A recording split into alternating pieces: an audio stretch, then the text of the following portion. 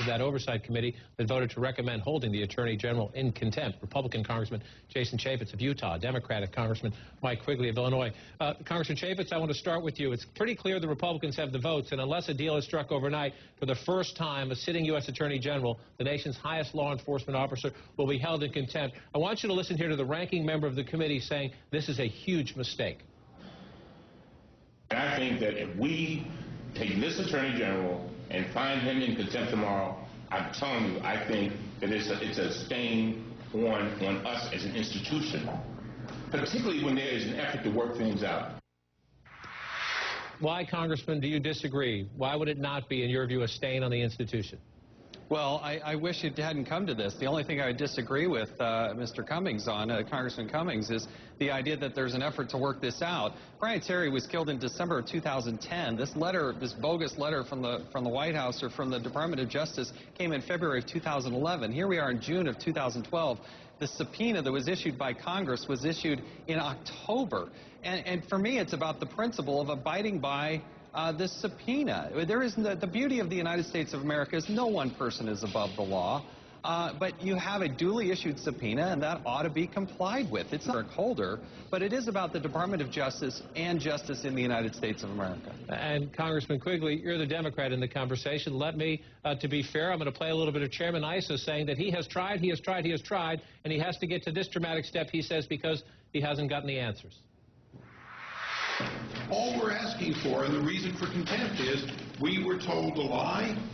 We want to know about the deliberation for 10 months between the lie and the truth, and that's the information we seek, and that's the information the Attorney General has said, no, I won't give you because it's deliberative and it doesn't serve my purposes.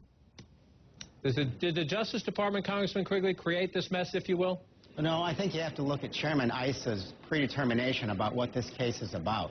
In the end, Fast and Furious and the investigation of the Attorney General is his great white whale. Let's remember what he said before he even took the gavel. He said, I'm going to have 7 meetings a week for 40 weeks to investigate the most corrupt administration in U.S. history. Let's remember that your timeline was just a little off, with due respect.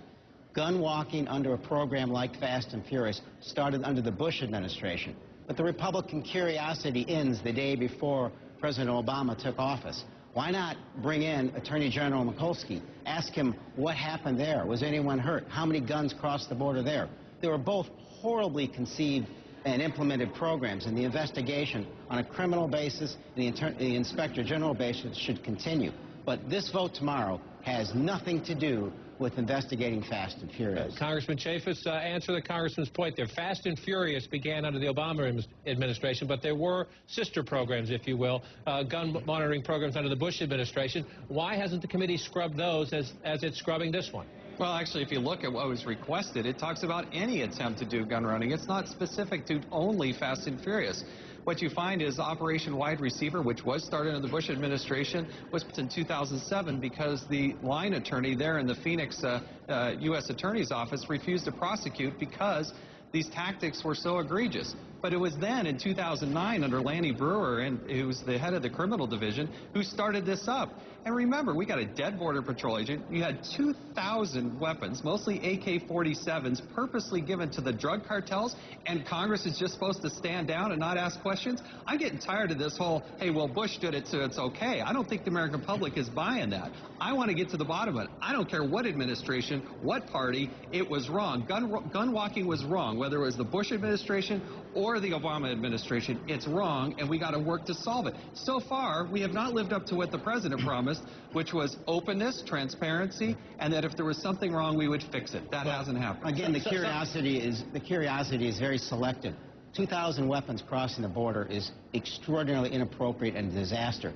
Let's remember, under the existing gun laws allowing straw purchasers, several 100,000 weapons have crossed the border. The vast majority. Straw purchasing is illegal. Straw purchasing is illegal. And the ATF agents told us in committee that the punishment for straw purchasing is currently no more than a moving violation. You want to talk about gun safety? Let's have that conversation. Let me ask you here. Sometimes this is a serious investigation, and I see the disagreements. There are substantive disagreements between the two of you. Sometimes when you look at this broader debate, it's hard to sort what I'll call the facts and the issues from the politics. And on the subject of executive privilege, which the administration invoked late in this.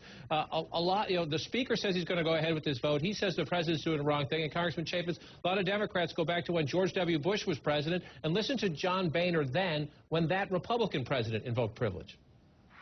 It's very clear that while the President's made a good faith effort to provide the information, we've got Democrats here on Capitol Hill that want to have a political sideshow. Hypocrisy? No, look, it's very simple. There are 140,000 documents relating to Fast and Furious. We've been given less than 8,000 of those. The Congress has a right, duty, and responsibility to get to the bottom of this. This should not be a partisan issue. But when you have a dead Border Patrol agent, you have over 200 people dead in Mexico, you have a program that, as the Attorney General Holder has called fundamentally flawed, then we have a right and a duty to follow up on this. If there are specific documents that the President himself believes that we should not see because they were part of that process, then he should specify item by item what those are. But to just put this blanket out at literally the 11th hour and say, well, we shouldn't do that because, I just don't want you to see them, that isn't good enough. Again, we're talking about a chairman who Forbes magazine sharply criticized today for the manner of his investigation, the quality of his investigation. So who are you dealing with here? Someone who's predetermined, who's already made up their mind, who's attempted from his very first day to embarrass the Obama administration. This is his best shot. Congressman Quigley, Congressman Chaffetz, appreciate your time this evening, gentlemen. Appreciate the civil conversation, even though you disagree. A big day tomorrow. We'll stay in touch. Thank you both. Thank you. That contempt vote is only one of the potential headaches the President faces tomorrow. The other one could be devastating. Next, we set the scene for the Supreme Court.